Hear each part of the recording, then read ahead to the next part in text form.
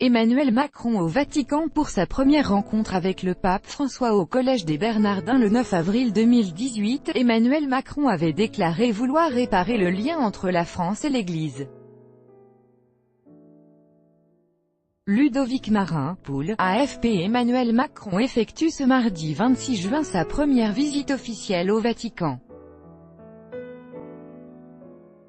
Le président de la République profite de ce déplacement pour recevoir son titre de chanoine honoraire de la basilique Saint-Jean de Latran, un titre honorifique historique.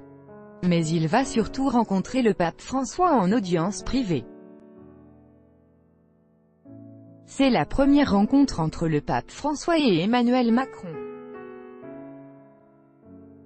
Les deux hommes devraient s'entretenir en tête-à-tête une demi-heure environ, avant tout pour faire connaissance. Il y a un peu plus d'un an, interrogé sur les candidats pendant la campagne présidentielle française, le pape avait dit à propos d'Emmanuel Macron « Je ne sais pas d'où il vient ».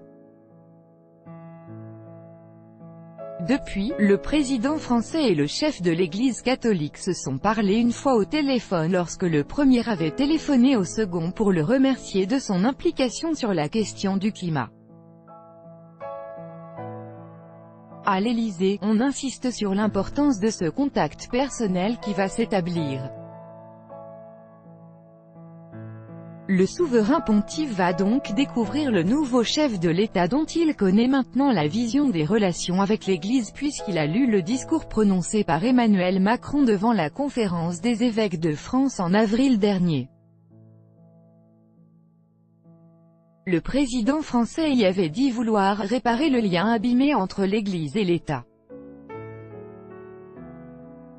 Après son tête-à-tête avec François, Emmanuel Macron rencontrera le secrétaire d'État du Saint-Siège et le chef de la diplomatie vaticane, l'occasion d'approfondir les sujets.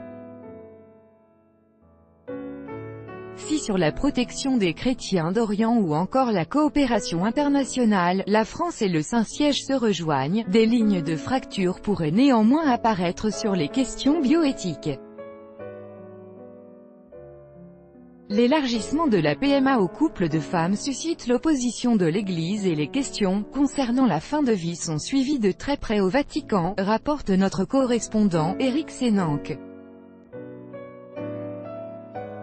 Après sa rencontre avec le souverain pontife, le président français est attendu dans l'après-midi à la basilique Saint-Jean de Latran pour une cérémonie où il prendra possession de son titre de chanoine honoraire, titre qui revient au président français et qui remonte au roi Henri IV. En allant le recevoir en personne, ce que son prédécesseur François Hollande n'avait pas fait, Emmanuel Macron manifeste ainsi son respect pour une tradition historique à laquelle les catholiques de France pourront être sensibles. Les migrants au cœur de la visite d'Emmanuel Macron. Même si le pape n'a pas l'habitude de se faire dicter l'agenda d'une visite protocolaire, la brûlante actualité autour des migrants en Europe vient s'inviter inexorablement dans le palais apostolique. D'autant que le pape François en a fait l'une des priorités de son pontificat et le président français vient au Vatican alors que les Européens se déchirent sur la question migratoire.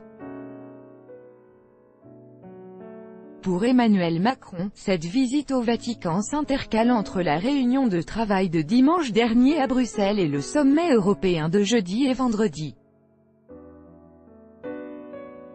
Et c'est en plein bras de fer verbal avec Matteo Salvini que le président français vient rencontrer le souverain pontife. Particularité de cette visite, Macron va commencer sa journée par un petit déjeuner avec la communauté catholique Sant'Egidio, très engagée dans l'accueil des migrants et qui organise depuis quelques années des couloirs humanitaires. Une rencontre qui a une dimension très politique puisqu'elle se tient à l'ambassade de France en Italie et non près le Saint-Siège comme l'aurait pourtant voulu le protocole de cette visite. Auprès de Sant'Egidio, Emmanuel Macron vient sans doute chercher des idées à partager avec le pape argentin, lui qui a fait de l'accueil des migrants l'une des boussoles de son pontificat. On se souvient que son premier voyage hors du Vatican l'avait mené sur la petite île de Lampedusa, là où il avait fustigé la mondialisation de l'indifférence.